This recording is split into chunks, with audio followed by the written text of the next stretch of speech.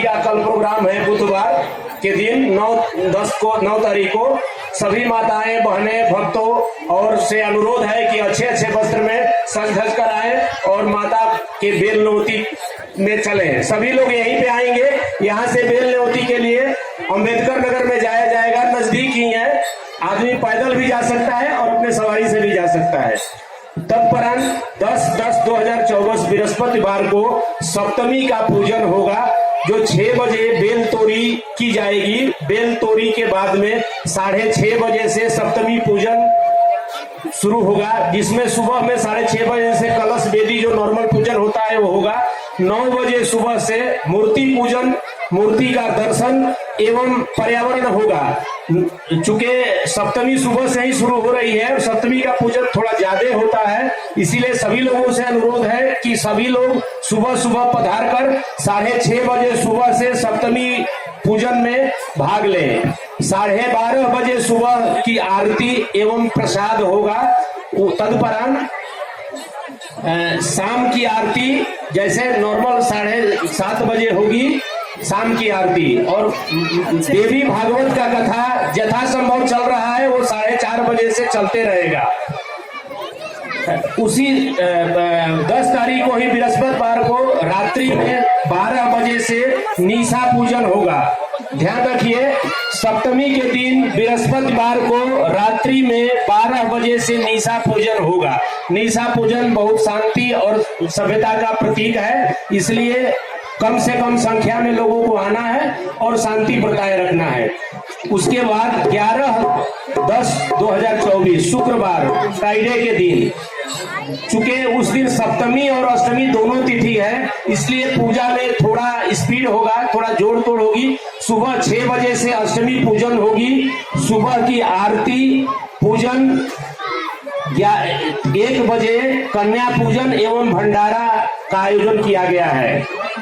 ध्यान से सुनिए, 11/10/2024 शुक्रवार फ्राइडे 6 बजे सुबह से अष्टमी पूजन होगा। सुबह की आरती और पूजन के बाद में 1 बजे कन्या पूजन एवं भंडारा का आयोजन किया गया है।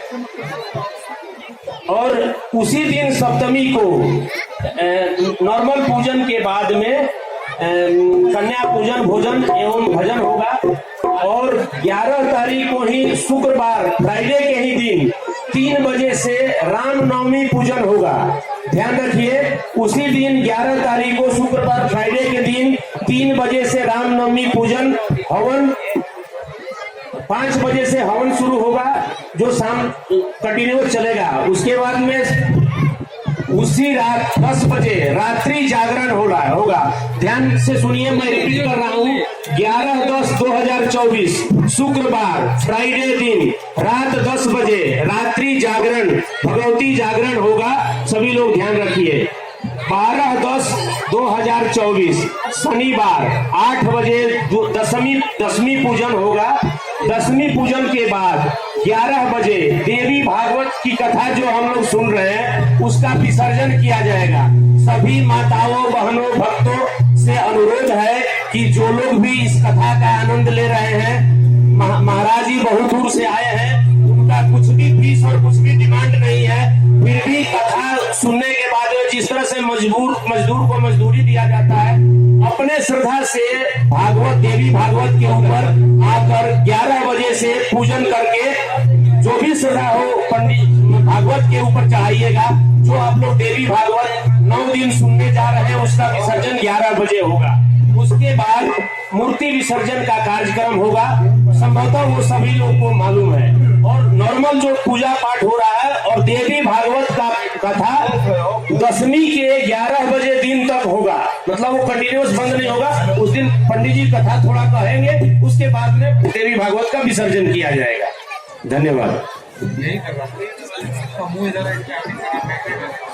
हाँ, एक सूचना और है, थोड़ा ध्यान रखिएगा। 11/10/2024 शुक्रवार फ्राइडे दिन को जो अष्टमी की तिथि है और नवमी की भी तिथि है, अष्टमी पूजन के बाद